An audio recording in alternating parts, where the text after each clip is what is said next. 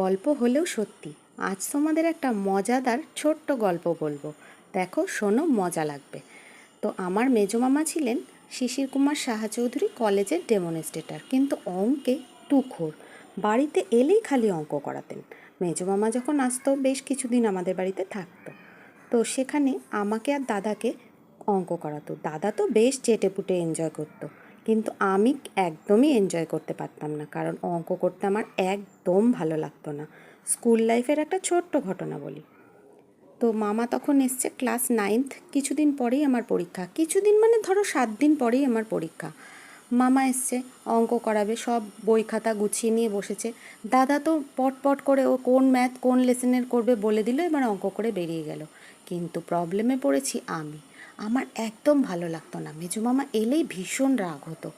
তো খুব কষ্টে অঙ্ক দুটো একটা করে পালিয়ে চলে গেছি মামনির বাড়ি। মামনি মানে আমার মাসি, আমার বাড়ির পাশেই থাকতো। সেখানে গিয়ে স্নান টান করে খেয়ে দিয়ে বেশ বড় একটা ঘুম দিয়ে সন্ধেবেলায় তো বাড়ি ফিরতেই হবে, নইলে মার বকুনি। তো মার বকুনিটাকেও আমার অঙ্কের থেকে তখন কম মনে হয়েছিল। বাড়ি ফিরলাম না। বাবা সন্ধে পরে গিয়ে আমাকে ওই বাড়ি থেকে নিয়ে এসে বসলো। এসে দেখি মেজো মামা যথারীতি অঙ্ক বই নিয়ে বসে কয়েকটা অঙ্ক এত সুন্দর করে আমাকে বুঝিয়ে দিয়েছিলেন যে সে বছর ক্লাস 9তে অঙ্ক পরীক্ষায় আমি সব থেকে বেশি নাম্বার পেয়েছিলাম। তো আমার এত মনে পড়ছে আজ কথাটা তোমাদের সঙ্গে, তাই শেয়ার করতেও আমার ইচ্ছে হলো।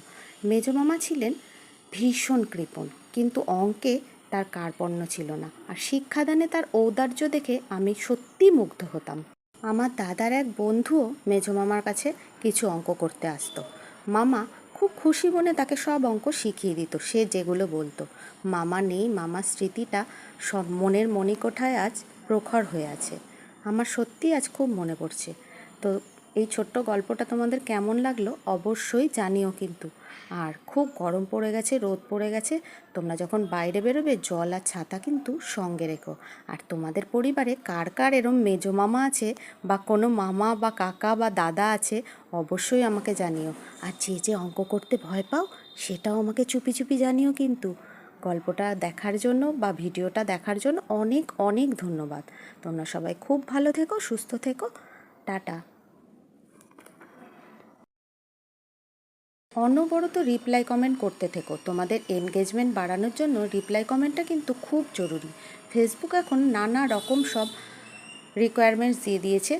ফেসবুক এই রিপ্লাই কমেন্টের ব্যাপারে খুব সতর্ক হয়ে গেছে। ফেসবুক অ্যালগরিদম সব কিন্তু আমাদের খোঁজ রাখে, তাই রিপ্লাই কমেন্ট করতে থাকো। এনগেজমেন্ট কিন্তু সব সময় সবুজ রাখার চেষ্টা করো, আর ড্যাশবোর্ডটাও সবুজ রাখার চেষ্টা করো। টাটা। আর সবশেষে বলি, একটা কমেন্ট রেখে যেতে ভুলো না কিন্তু। ধন্যবাদ।